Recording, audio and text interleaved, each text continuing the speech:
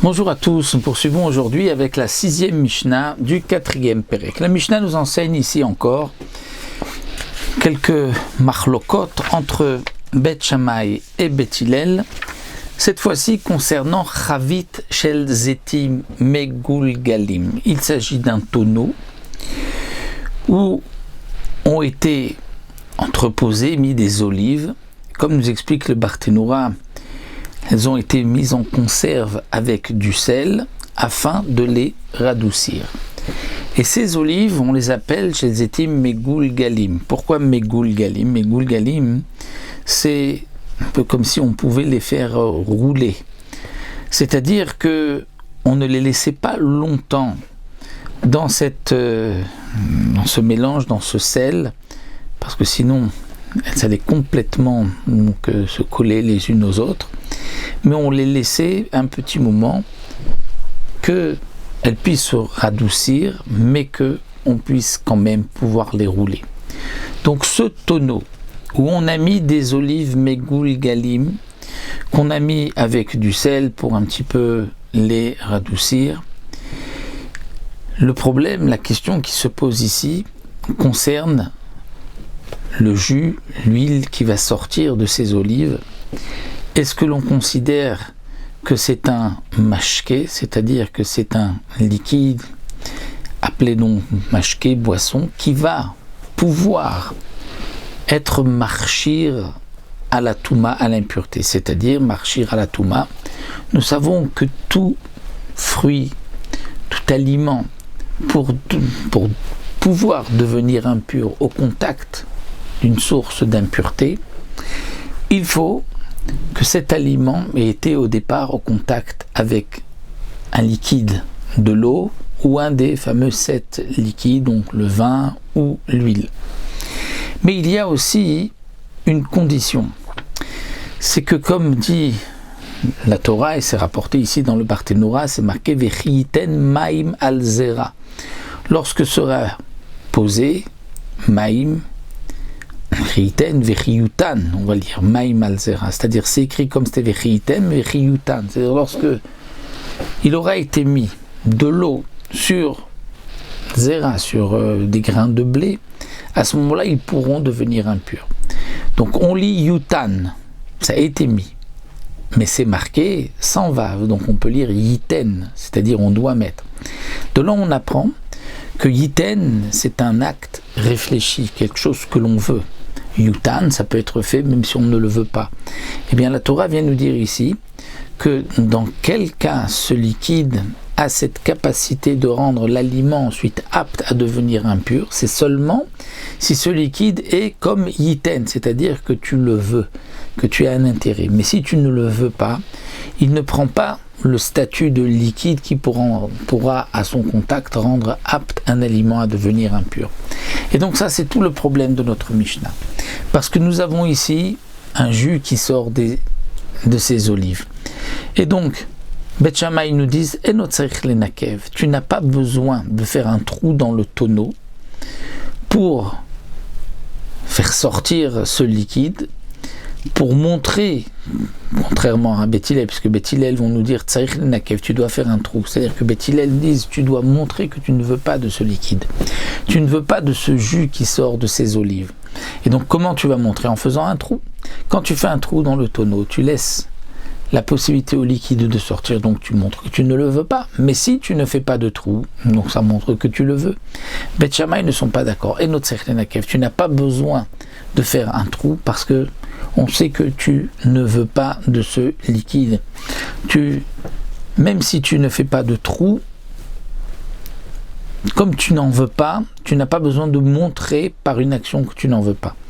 Bet Hillel nous dit non, tu dois faire un trou. Tu dois faire un trou pour montrer que tu ne veux pas. Et si tu ne fais pas de trou, et bien à ce moment-là, le liquide pourra rendre apte un aliment à devenir impur à son contact. Umodim.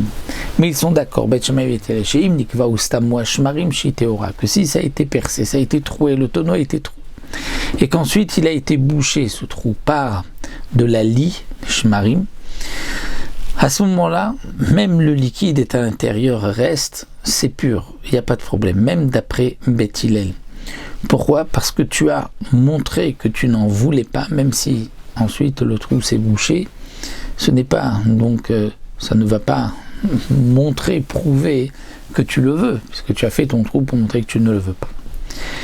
Une autre machloket, nous avons ici encore Asach Beshemen Taor Venitma. De l'huile pure. Quelqu'un qui s'est enduit son corps avec de l'huile pure. Et ensuite Venitma.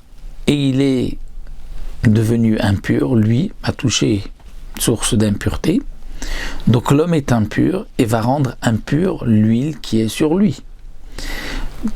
Donc normalement, lorsqu'il va rentrer pour se purifier dans le mikvé, il faudrait théoriquement qu'il se lave complètement pour pouvoir enlever cette huile, parce que cette huile ne va pas pouvoir se purifier dans le mikvé. Pourquoi? Parce que l'huile, c'est un liquide, et le liquide ne peut pas être purifié par le mikvé. C'est comme un aliment impur, une pomme impure, on ne peut pas la tremper dans un mikvé et la rendre pure. Un homme qui est impur, il se trempe dans un mikvé, il se purifie. Mais un aliment ne peut pas, sauf l'eau. L'eau, on peut purifier l'eau. Par quel moyen? Non pas lorsqu'on va tremper l'eau dans un mikvé, mais lorsqu'on va faire hashaka, c'est-à-dire qu'on va faire communiquer l'eau, on prend de l'eau qui est impure, qui se trouve dans un récipient, dans un verre, et on va mettre le verre, le rentrer dans le mikvé, et dès que l'eau du mikvé va toucher un petit peu l'eau du verre, ça y est, l'eau du verre devient automatiquement pure. C'est ce qu'on appelle hashaka, par le contact. Donc ici, l'huile ne pourra pas avoir cette possibilité de purification, puisque il n'y a pas ce principe de contact de hashaka avec l'huile. Donc comment faire? La Mishnah va nous dire ici, Asar Beshemen Taor, un homme qui s'est enduit d'huile pure, Venitma, et lui est devenu impur, et donc l'huile qui est sur lui est aussi devenue impure. Yarad Vetaval, il est descendu dans un mikvé se purifier. Bet Shammai Yomrim Afalpish ou Menatef Taor. Bet Shammai nous disent, bien que Menatef, c'est-à-dire bien que l'huile va couler ensuite de son corps, va couler Taor, l'huile est pure. Pourquoi? Pourtant l'huile n'a pas reçu de purification. C'est que l'huile est annulée à son corps d'après Beth Shammai. Et puisque l'huile s'annule à son corps et que lui est purifié, donc l'huile qui est sur lui est automatiquement purifiée. Ou Beth Hillel Omri, non. Kede Sichat Ever Katan. C'est-à-dire que si, nous dit le Barthénora, il n'est resté sur lui qu'un tout petit peu d'huile, que même si on essaye de récupérer cette huile, on pourra avoir juste de quoi enduire un petit membre, c'est-à-dire le petit doigt, c'est-à-dire le plus petit Ever Katan. D'après certains, c'est le petit doigt d'un enfant qui vient de naître. En tout cas, s'il y a juste de quoi récupérer de l'huile, qui est des Sichat Ever Katan, alors dans ce cas-là, Beth Hillel sont d'accord que l'huile est pure. Mais s'il y a plus que cela, c'est impur. Pourquoi? Parce que l'huile qui se trouve sur lui, ne peut pas s'annuler à sa personne. Et donc, puisqu'elle ne peut pas s'annuler à sa personne, eh bien l'huile reste impure et l'huile va encore une fois rendre impur l'homme. Donc il ne pourra pas de toute manière se purifier. Maintenant la Mishnah continue. Vi maya shemen tame mitrilato. C'est-à-dire que si lorsqu'il s'est enduit de l'huile, c'était de l'huile impure. Ce n'est pas qu'il avait mis de l'huile pure comme le début de la Mishnah et qu'ensuite il est devenu impur. Mais que dès le départ il s'était enduit d'huile impure et il est descendu se tremper dans un mikvé. Bet Shammai Omrim Kedesichat Ever Katan. Là, Bet Shammai nous disent, si il ne reste que de quoi c'est-à-dire récupérer cette huile qu'il a enduit sur le corps et pouvoir juste enduire un petit membre, un petit doigt, là effectivement ça s'annule à lui. Mais si il y a plus, ça ne s'annule pas, étant donné que là l'huile était impure depuis le départ. Ou Beth Hillel nous disent mashket tofer, c'est-à-dire que pour Beth Hillel, c'est un shiur encore plus petit, c'est-à-dire que s'il reste juste mashket tofer, c'est-à-dire il y a un peu d'huile que si il touche avec son autre main, elle va être humide, son doigt va être humide. Ça s'appelle mashket tofer.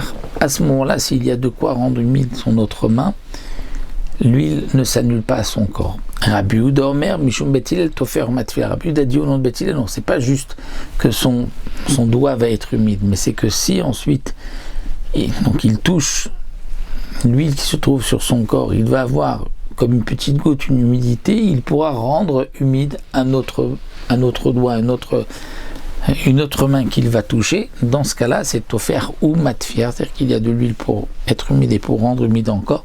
Là, dans ce cas-là, ce sera donc pour Rabbi Yehuda, jusqu'à ce shiur-là, c'est bon, ça s'annule. Au-delà de cela, ça ne pourra pas donc s'annuler à son corps. Donc là, nous voyons qu'il y a quand même donc une grande différence si l'huile au départ était pure ou si l'huile était impure.